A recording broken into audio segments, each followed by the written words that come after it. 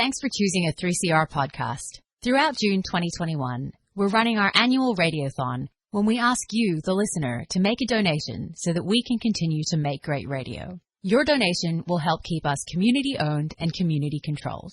Go to 3cr.org.au/donate. And with that done, please enjoy your podcast.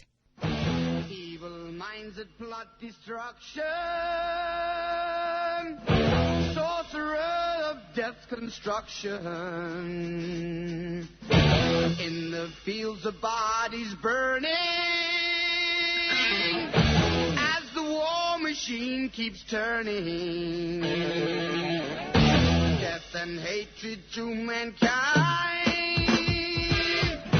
poisoning their brainwashed minds. Welcome to the Anarchist World This Week, broadcast across Australia on the National Community Radio Satellite. Listen to the Anarchist World This Week, Australia's sacred cow slaughterhouse. Listen to analysis of local, national, international events. Listen to analysis you'll never hear anywhere else.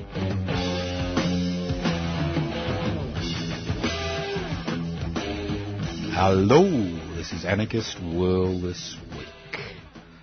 Now, this program is broadcast across Australia, courtesy of the Community Radio Network, up and down, north and south, east and west, and it's streaming live on 3cr.org.au. It's also podcast. You get access to podcast by going to 3cr.org.au. And as I was saying to our Victorian listeners just before we got caught up with the Community Radio Network, next week is an important week as far as the station, the radio station from which this program is broadcast. That's 3CR. It's our Radiothon week, and I'll be trying to raise $15,000 to go towards the program. Now, if you're listening interstate and you want to continue to listening to the Anarchist World This Week, courtesy of the Community Radio Network, it's important that 3CR continues to broadcast. Considering this radio station is open 365 days a year, has over 400 volunteers, over 30 affiliates, and continues to broadcast 45 years after it was first established, and it broadcasts ideas and concepts that nobody else is willing to look at or touch. It's an extraordinary radio station. Now, there is a silver lining to every cloud. You know, when you donate to things, you get this warm inner glow. Well, it gets better than that here at 3CR. If you pay taxes, you can legitimately minimise your tax bill, as Mr. Kerry Packer was fond of doing, by donating to Community Radio 3CR. About halfway through the program, I'll tell you how you can donate. But a great way to donate will be during our special Radiothon program next week between 10 a.m. and 11 a.m. on Wednesday. That's 10 a.m. and 11 a.m. on Wednesday. That would be the 16th of June. That's and if you ring in then, and I'll give you the number later on, and make a donation, we can read it out. Okay, let's move on to less important things, because there's nothing more important than keeping 3CR on air. Because without 3CR, I'd have to be one of those horrible left-wing shock jocks that are on the net, which I don't want to be. Okay, so please keep 3CR on air for another year, just to make me happy and make the government sad. All right, anarchy, what's it about? Well, anarchos without rulers. It's a struggle to create a society without rulers. What gives rulers the power to determine the lives of billions of people? Simple inequalities in power and wealth. So the anarchist struggle is the struggle to share power, devolve power, and the struggle to hold wealth in common and share wealth. So if you're involved in that struggle in your life, you're an anarchist. Maybe you're only 5% anarchist currently, but hopefully by the end of the program you'll be 97% anarchist. It's a wonderful thing to be an anarchist. You know why it's a wonderful thing? Because you're ultimately responsible for the way your life pans out. And that's the great thing about Community Radio 3CR, where I'm broadcasting. It doesn't rely on government grants. It doesn't rely on paid advertising. It doesn't rely on the Gina Reinhardts and the Kerry Stokes of the world to, fund us. Independent radio. And that's what we need. independent media, and that's what we don't have. Now, I can assure you what I'll be talking about today, most other radio programs won't touch. Now, I want you to think you're a little kid, you're 3 or 4, maybe 5, and you've just been put on your first merry-go-round ride. Your dad or your mum or your carer has lifted you up and put you up on that little horse. But to you, it's a giant horse. It's a giant merry-go-round. And off you go, round and round and round, because that's what we're going to do today. I know in Victoria it's pretty tough where I'm broadcasting from because of the COVID-19 lockdown, the fourth lockdown. Many people are going to lose their livelihoods. Many people are having it tough. So go back to that moment in your childhood that you can remember when you were put on that merry-go-round ride. And we're all on this merry-go-round. And unfortunately, you've got the merry-go-round bloke. He's usually a bloke in those days, in my day, and he'd make the merry-go-round go round and round. And that's me today. And while you're trapped on that merry-go-round going round and round and round and round and round, you'll be listening to me, hopefully, unless you fall off and get sick. Now, because life is a merry-go-round, and a lot of things happen in the world, and a lot of things happened in this country in the last week or so, or continue to happen, and they all fit in together, but we tend to see them as separate issues. So the first thing I'd like to talk about is why the stock market loves bad news. Now, I'm sure you're perplexed. I'm not. I'm sure you may not be. But why has the stock market gone up and up and up and up and up during the COVID-19 pandemic around the world? And I'm not just talking about Australia, but around the world, we are seeing the stock market reach record levels. And why does the stock market love bad news?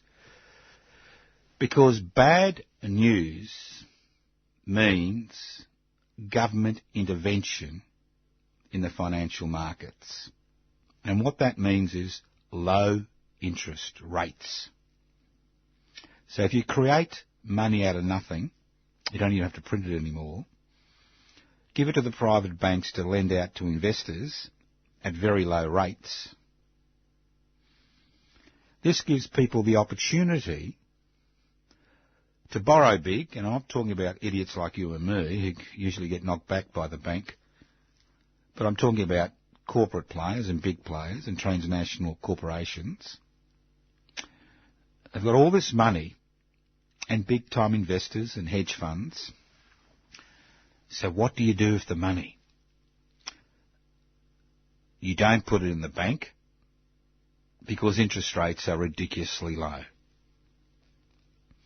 You may put it in the property market because it seems to be climbing, but there are issues regarding high levels of debt and the property market. And you don't want to wait 3 or 4 or 5 years to realise your profit in the property market. What you want to do is you want to invest that money in the stock market.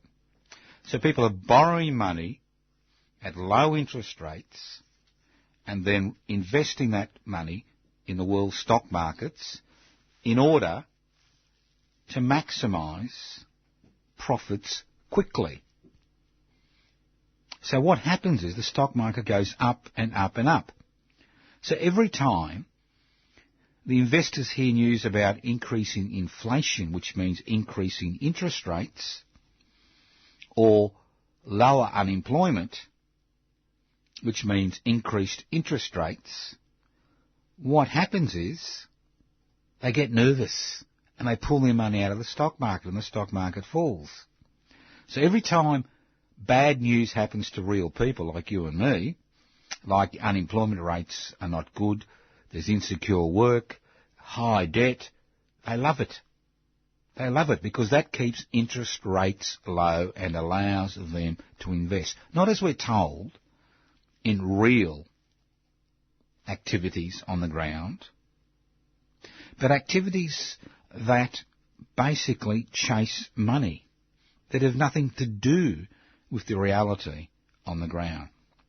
So that's point 1 on our merry-go-round ride, why the stock market loves bad news. 2, Now, you all would have been laughing at the Australian Federal Police and the FBI's Mammoth drug bust in the last 24 hours. It is, comedy caper stuff. You give the crims an app and they incriminate themselves. It's wonderful. But we're told that this is huge. This will change things. This is big news because Australians are one of the biggest illegal drug consumers in the world. And on top of that, we have the money to buy drugs. So we're told this will make a big dent. This is the war on drugs. Big dent. Now let's look at what drug dealing is all about. It's capitalism in its purest form. It's about private investment for private profit. And people make extraordinary amounts of money from importing extraordinary amounts of drugs. Extraordinary amounts of money. And what the criminal world is interested in, it's not interested in your welfare, or what happens to your kiddies, or whether you die at the end of a needle, or whether you fry your brain from taking too much meth. It's interested in making a buck. And at every level in the drug trade, from the big cartels down to the little dealer on a street corner, it's about making a buck. It's about making a buck to deal with your problem, to finance your habit, or making a buck for the sake of making a buck. And many of those that are arrested are not the type of people you'd invite over to meet mother, all right? Not the type of people you'd invite over for Christmas lunch or Christmas dinner. Because this type of criminality is based on the concept of making extraordinary profits at the expense of other people. No? I'm not saying that people don't get enjoyment from drugs, but once the addiction phase comes in, the enjoyment is secondary to the addiction. So we've got this mammoth drug bust. You've got a large number of arrests, tons of drugs seized, and we're told this is the end of the drug war. Or we've put a dent into the drug war, or we've put a dent into the criminal underworld. Well, you don't put a dent into the criminal underworld while you leave the profit motive untouched.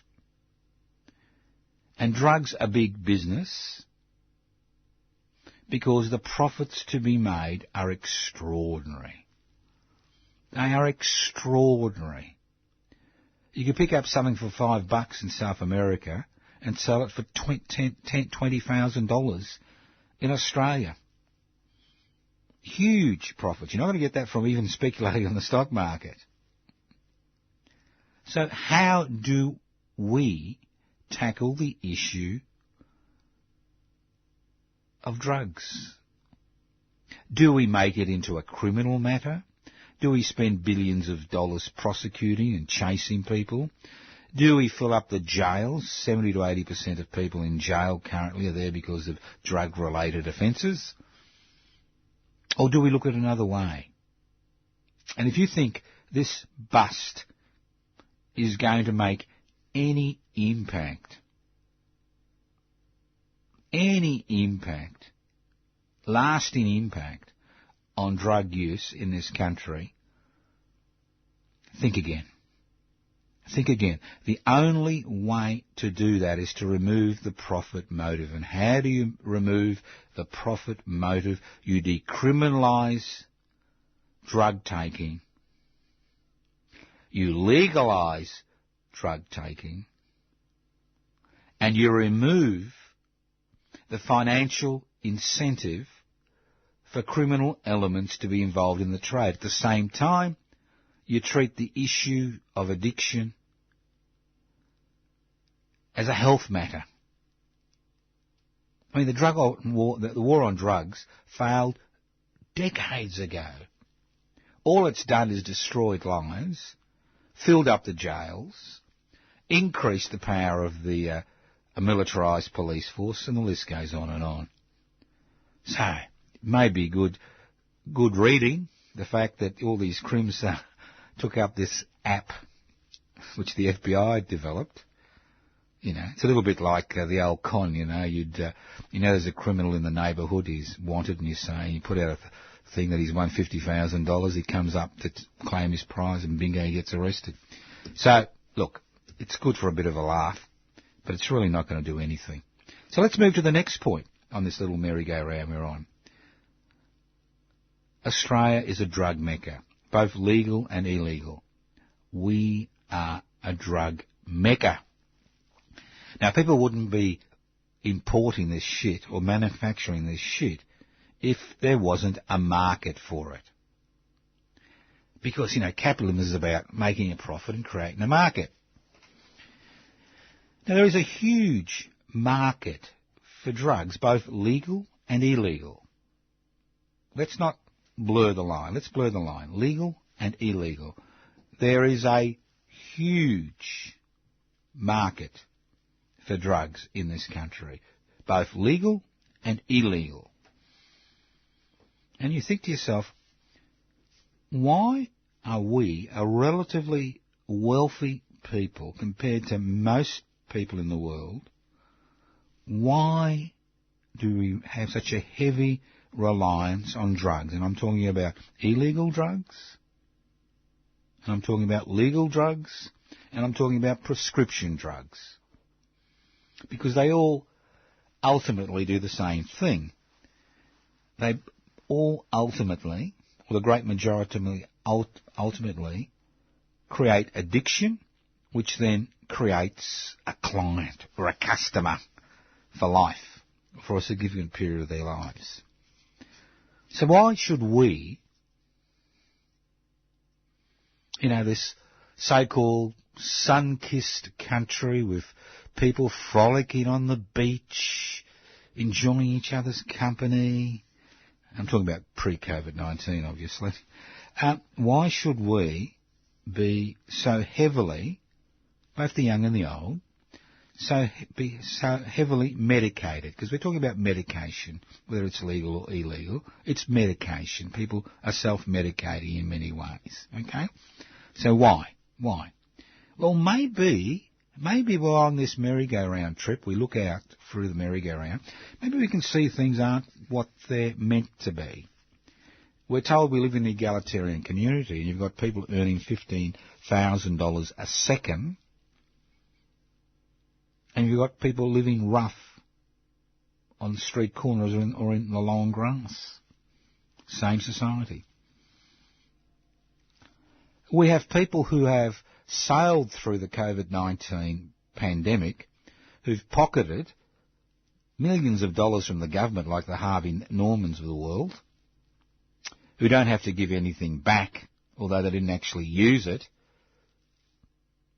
And then we have this pathetic $500 payment, which is restricted to a very small number of people, which you've got to pay back if there's an issue, and you've got to pay tax on. Then we've got the highest household debt in the world. You're spending $1 million to buy a 3-bedroom hovel, 20 k's from the CBD, from a major capital city.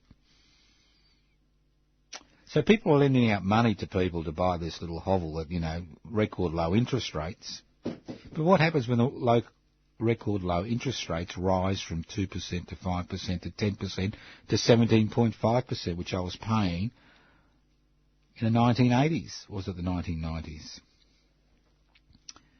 And then you've got unemployment, but the issue isn't unemployment, the issue is insecure employment, short-term contracts, current stress, and then you've got all these bills which keep pouring in day after day after day. Gas, electricity, rates, fines, there's a lot of government revenue, tax, corporate tax, which it just goes on and on. Then you have the joys of living in the digital age. Think about it. The joys of living in the digital age. The joys of being on call 24 hours a day, 7 days a week. The joys of being a slave to a little telephone which supposedly is your window on the world. The joys of being maligned, pushed around, anonymously abused on social media. The joys of being bullied, harassed for the smallest amount of money you may own to some company. So you can see that insecurity becomes the dominant feature of people's life in the digital age. Insecurity of not knowing whether your job's going to last, whether you're going to be made redundant, whether you're going to find another job, whether you can pay the rent, whether you can keep a roof over your head, whether you can pay your mortgage. And if you are a superannuant and you think you're on cloud nine because the stock market goes up and up, what happens if the stock market crashes and you lose all that money that you've squirreled away in superannuation for the last 40 years and see your whole future washed down the drain in a few days? And then the joys of living in a country where there is no personal protection for the individual from the arbitrary exercise of state power. And we've seen this highlighted during the COVID-19 pandemic. So, it's no wonder that living in such a society that we find ourselves on this merry-go-round where we think everything is separate, everything is a different issue. But in reality, it's the same issue. It's about inequalities in power and wealth. It's about lifters and leaners, but not the lifters and leaners they talk about, but the leaners in the corporate world. Those large corporations who laugh at us, who think that somehow, we're fools. And in reality, in the land of Oz, the land down under, the land of opportunity, we are fools. Because it's hard-working people who pay their taxes, obey the law, who get shafted every time. And it's those who bend the law,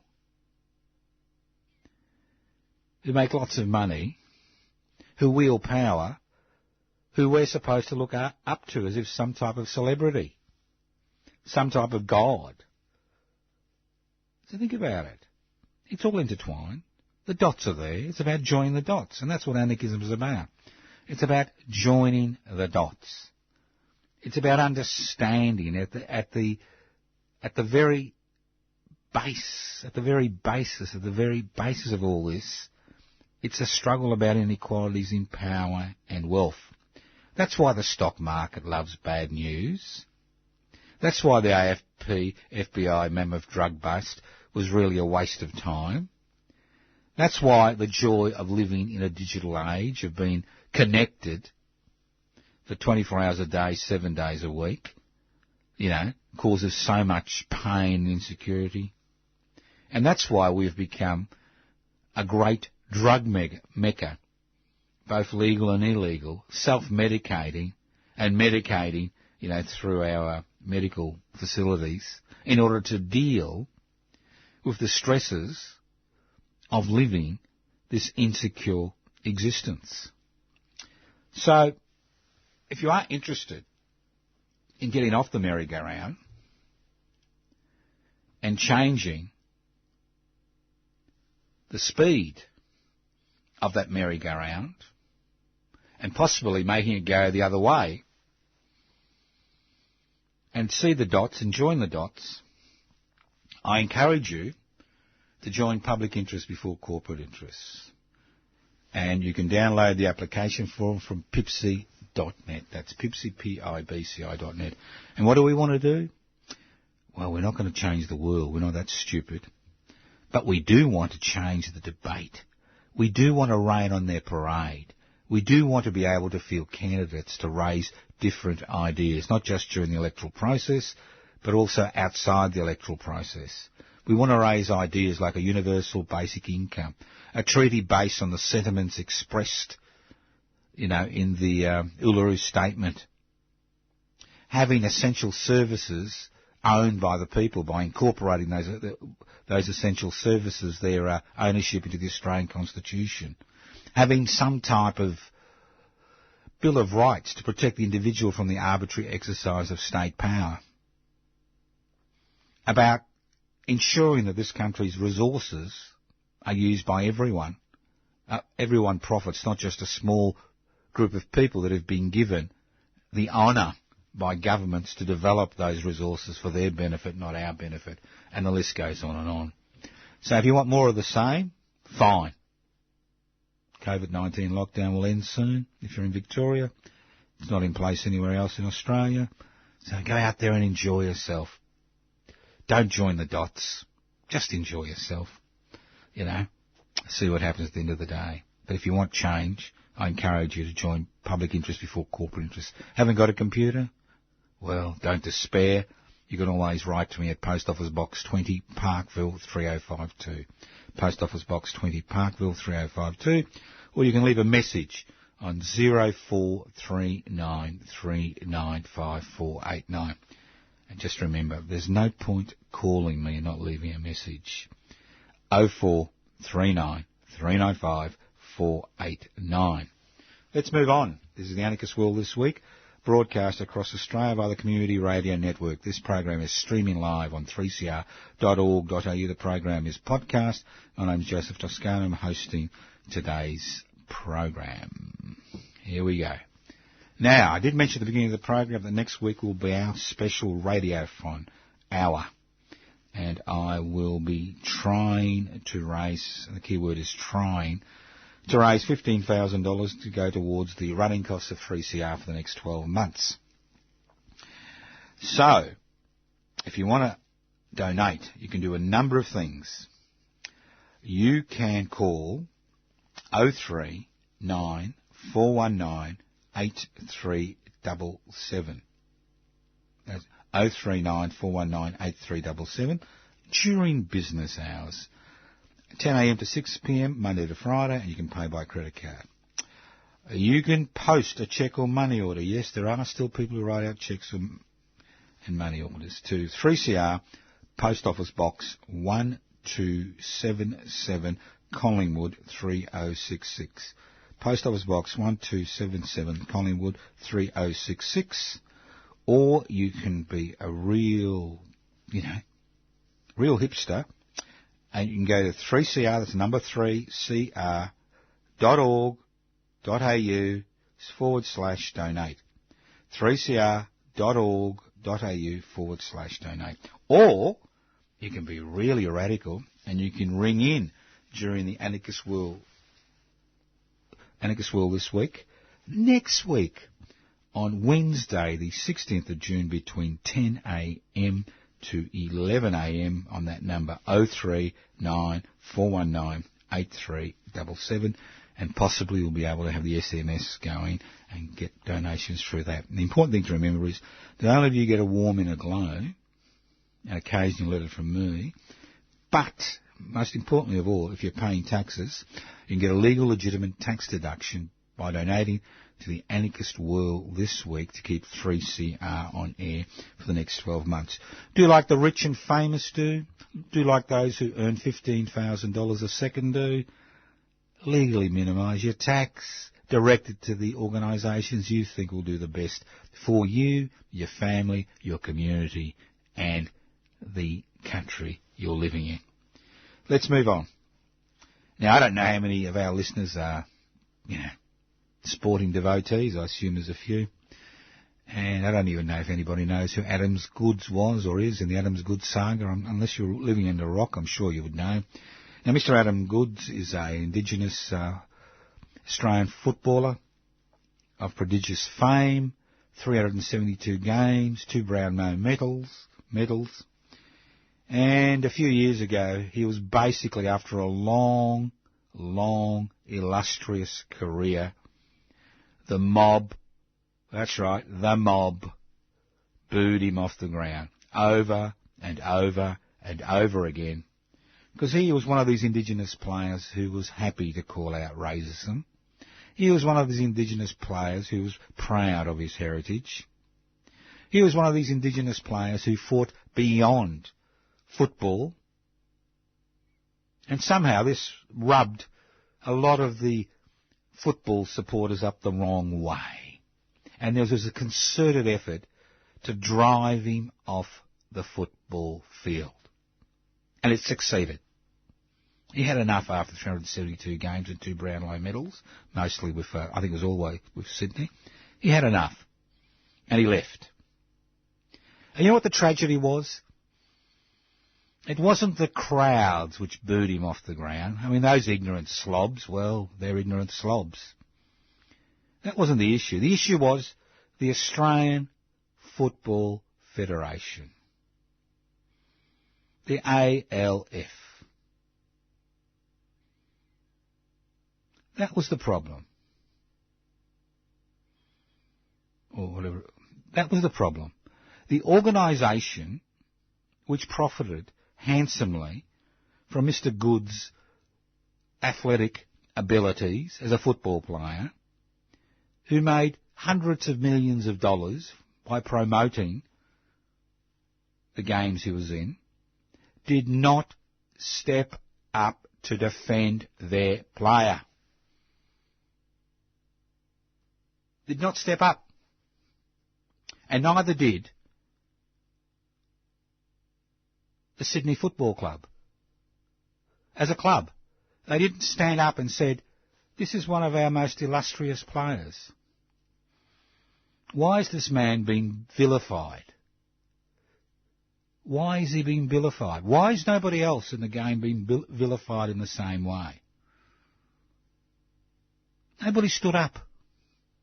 Not even in the media. You had a few, idiots like me and a few other people who stood up. But people who mattered, people who, people listened to, didn't stand up. They didn't stand up. They jumped up and down about a word or two, but they didn't stand up. And he was driven off the football fields. It was one of the most extraordinary, degrading, embarrassing moments in this country's history, as far as professional sport was concerned. It was even worse than the Nicky Winmar moment in 1990, when Nicky pointed to his gut and said, I'm black and I'm proud. Adam Goodes was driven off the field. Maybe he had some questionable tactics as far as an AFL player goes, but everybody in the Australian Football League who plays in the Australian Football League has questionable tactics, part of the game, in order to win a game. That's part of the theatre of Aussie rules, because it is theatre. The fact that he was booed off the ground by the very people who came to enjoy his athletic abilities, and the fact that the very organisations which profited and ran the game refused to stood up for Mr. Goodes. This is not an isolated example, but this is the most blatant example. Now, in order to make amends, the Australian Football League attempted to induct Mr. Adam Goodes into the AFL Hall of Fame. This is where the football gods, are taken to when they retire. 5 years after they retire, if they're a good footballer, bang, in the Hall of Fame. Now, Mr. Adam Goodes has done something that, to my knowledge, nobody else has ever done.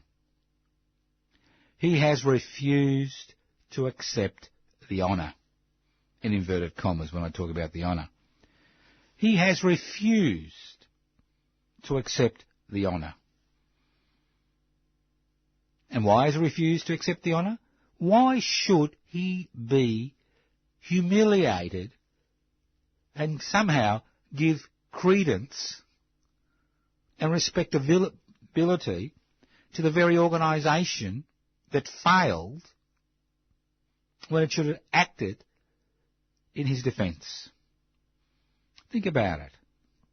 If somebody had rubbed your nose into the ground and refused to help you, and 5 years later said, wow, come and join me for a barbecue, would you?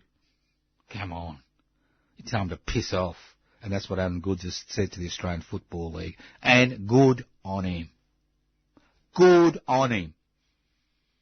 And more players who find themselves in those situations because of their racial origins or sexuality or religious affiliations should do the same. You listen to the Anarchist World this week, broadcast across Australia via the Community Radio Network. My name's Joseph Toscana and I'm hosting today's program. And if you're wondering why I've spent so much time on this issue, because this issue is fundamental. It highlights who we are. When you join the dots, let's join the dots regarding our humanity as a people. I know currently there are very serious questions regarding Australian troops' behaviour in Afghanistan. But let's not forget, Australian troops found themselves in Afghanistan as a result of government decisions.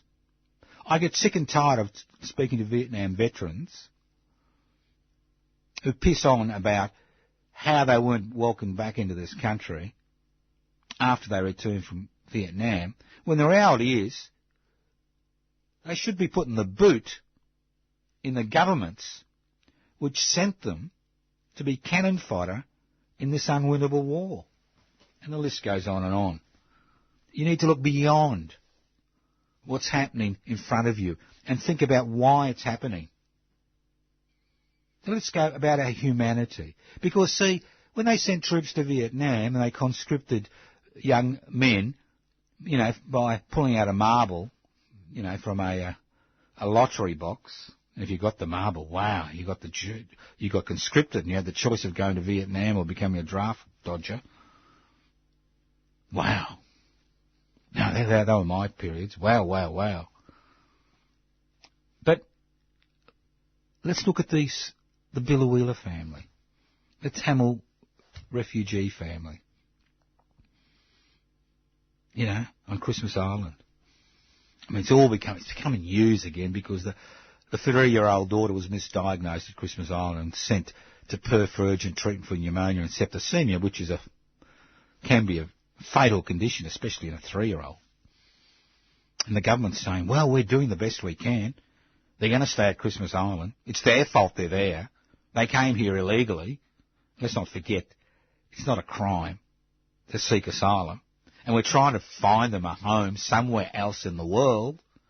I'm saying to myself, am I stupid? I mean, these people made a life for themselves in Biloela. I've been to Biloela. I know Biloela. I spent time in Biloela in the 70s. It's a little country town. They made it, you know, a lot of country towns need people. They want people. They need people. They're dying. They made their life there. And now the government's under pressure. They're concerned about the bad publicity regarding their continued internment. Let's forget about the 450 other people that are still in internment in this country, some for 8 to 8 years in hotel rooms and detention centres because they had the audacity to apply for, you know, asylum. But let's not forget that this reflects on us. Because to a significant degree, the government reflects the attitudes in our community. When I heard that my people, the over 70s, I'll be there in a few months, only 25% wanted Australian citizens stranded overseas to come back to Australia during the COVID-19 crisis, I began to understand. I began to understand what type of people we have become, who we are. And when you look at our history, our 233-year history of denial of the way this land was colonised, you can understand why there is this stain. It's a stain. Our inability to show humanity in the most extraordinary cases. People burning themselves to death, people committing suicide, people being traumatised for a lifetime, and the list goes on and on. I mean, what difference does it make that a family of 4, and let's not forget that 2 children were born in Australia, and Australia, I think, is the only, I could be wrong, I'm happy to be corrected, and I'm sure there'll be people who correct me, is the only country in the world where if you're born in this country, you're not automatically a citizen. You know, depends who your parents are, whether you're a citizen or not whether you're born on this land. Well, I'm sure Aboriginal and Torres Strait Islanders will tell you that's nothing different. They'd lived here for over 60,000 years, and they weren't recognised as citizens till 1967, and it took a bloody referendum to recognise them as citizens, although they were good enough to fight and die for God, King and country during both World Wars. Well, humanity. Think about it. Think about it. Lack of humanity from the very highest realms in this country. Now, I'd like just to remind you, the West Papuan office in Melbourne continues to remain open. I mean, it's closed because of COVID-19, but it's opening it's there as the office. It's still an organising hub for the West Papuan independence movement around the world, not just in Melbourne and Victoria, but around the world. We do need new people to join the West Papuan Rent Collective. It's $1 a day, $30 a month. You can pay up front or you can pay every month. So if you are interested in joining the West Papuan Rent Collective, you can email me on info@pipsy.net or anarchistage@yahoo.com, or you can leave a message on 0439 395 489. And just to keep you up to date, there's a few things happening. On Sunday, the 27th of June, that's this year, COVID-19 restrictions should be gone by then at 2 p.m. There'll be Mark Worth's inspiring documentary, Land of the Morning Sun. And there is also a 5-minute video about Janet Bell's Remembering Mark Worth, which is a video about Mark Worth. So it's an extraordinary documentary. You're all invited to come along. I'll speak more about it, but put it in your diaries or in your head or on your social media network. 2 p.m, Sunday the 27th of June at the West Papuan office in Docklands, 838 Collins Street, Docklands. And the next open day will be on Sunday the 19th of September 2021 at 2 p.m, and we'll be interviewing some of the people who will be doing activities for the day. So it's still going. The struggle in West Papua continues to go. It may have dropped off the news cycle because of all the intricate analysis of COVID-19, which we seem to find on Australian media, which puts everything else into the background. But that struggle continues. It is in our backyard. It's less than 70 kilometres from the Australian mainland. So the West Papuan office still functions. It continues to be a hub for the West Papuan independence struggle. We continue to need new members for the West Papuan Rent Collective. If you can't become a member of the Rent Collective, we're quite happy to accept one-off donations. I'm happy to give you the details on how you can donate. Let's move on. Poor Aunty. Now, I'm not talking about your auntie. I'm talking about our auntie, the ABC, the Australian Broadcasting Corporation. Poor Aunty. It looks like even Four Corners has now faced the wrath of the coalition government. It looks like an episode of Four Corners, which was supposed to go to air, about our beloved Prime Minister's relationships with one of the most extraordinary, I won't call it conspiracy, one of the most extraordinary stupid theories around, Anon, whatever it's called. I can't even bother remembering its name. You know, won't go to air because some senior manager thought it's not nice. It's not nice to denigrate the Prime Minister. Well, the Prime Minister makes a habit of denigrating anybody and everybody that stands in his party's way to being re-elected. He's one of these Christians with shows a gross lack of humanity as far as policy is concerned. I'm not saying, obviously, many Christians and many people of religious faith have a great deal of humanity, but it seems they lose it when they aspire to political office, but that's a different story. But the reality is that this is something that we need to keep an eye on.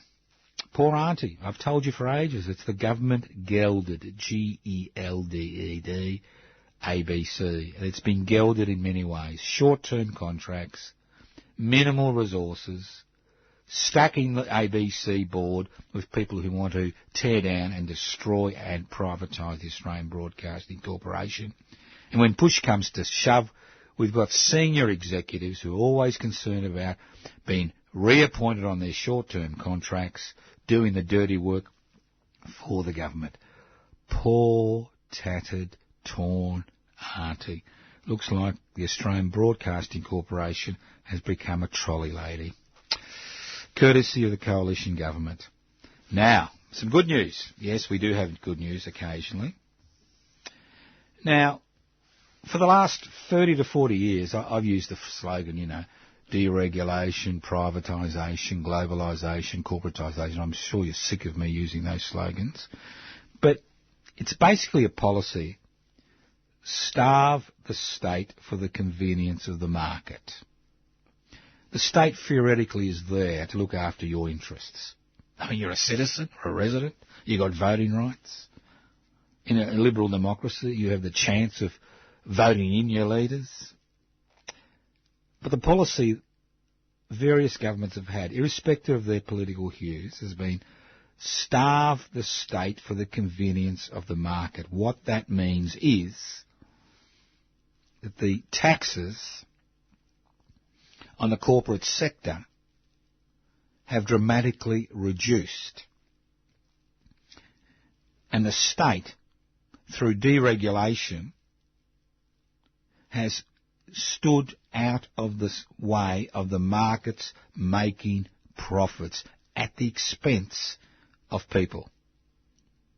So if the state is the organisation which provides the basic services and essential services to people who are facing difficult situations, and if over 40% of the state's budget in Australia goes towards supporting the social security system, if you starve the state for the convenience of the market, which means is you decrease tax intake from the corporate sector to the state to provide essential services, to increase profits for non-accountable, non-elected corporations, then you have the situation we found ourselves in when we started our little ride on that merry-go-round. The joy of living in the digital age, the merry-go-round, the 2021 merry-go-round. But something's happened. COVID-19 has created a problem for states around the world. They need income in order to pay debt. And they've squeezed ordinary people long enough. And they know you can't get blood out of a rock. Or maybe you can if it's a genetically modified rock, but that's a different story. So something happened this week which is extraordinary. It's a total ideological pivot. You like that? It's the first time I've used the word pivot. I find it extraordinarily disgusting. But you pivot. They're running along for 40 years along the deregulation, privatisation, corporatisation, globalisation, and they go, oops, oops, oops. Ooh, there's a cliff. We need to pivot. So 7 countries, that's the United States, Germany, Italy, Canada, Japan, France and Britain, which are responsible for half the world's economy, have decided to introduce a 15% tax rate on global corporations which minimise their tax or evade their tax by headquartering themselves in some forgotten corner of the world, which includes Ireland, believe it or not. And if they generate a profit of more than 10%, they're going to have to pay 20% tax. Extraordinary. This is an ideological pivot. The state has decided it doesn't want to die. It needs finances. And like Henry VIII, who privatised the Roman Catholic Church and formed his own church in order to get his hand on a little bit of cash, we're now seeing the state confront the corporate sector. But don't get excited. This is just the G7. Now, they've agreed in principle. Now, this is a consensus. It's quite interesting. They use consensus. So they've agreed in principle. United States, Germany, Italy, Canada, Japan, France and Britain have agreed in principle that corporations pay 15% tax, and they pay that tax where they earned that money, not where they're headquartered, where tax is even less, 2%, 1%, 5%. So it's what's called an in-principle agreement, which means I say to you, I'm going to buy you a cup of coffee if you're a good boy or a good girl, all right? That's an in-principle agreement. But you may be good and I may not buy you that cup of coffee. Now, the G20, which is the 20 most powerful economies in the world, and I don't know if I think Australia is part of that, they must endorse this. I could imagine Mr. Morrison choking on his Weet-Bix if he has to endorse this new tax rate, which affects his corporate mates. And then, if there's an in-principle agreement between the G20, which means every one of those 20 countries has to agree, then the 139 nations which are part of this little organisation need to endorse it, and then legislation needs to be enacted through these countries' parliaments. So it's got a long way to go. But they have pivoted it. They've looked at the abyss, and they've turned back and they've said, we will fight the dragon. We will fight the dragon. We may not slay it, but we will fight it. But there is one problem, and the problem is an Australian problem. Remember Matthias Cormann? Well, Mr. Cormann is now the head of the OECD, which is the organisation which encompasses the G7, the G20 and these 139 nations which make up the OECD. So don't start celebrating. But if there's one thing about good thing about COVID-19 is that they starved the state for the convenience of the market ideology, which has dominated economic as also social, cultural life on the planet for the last 4 decades, is coming to an end.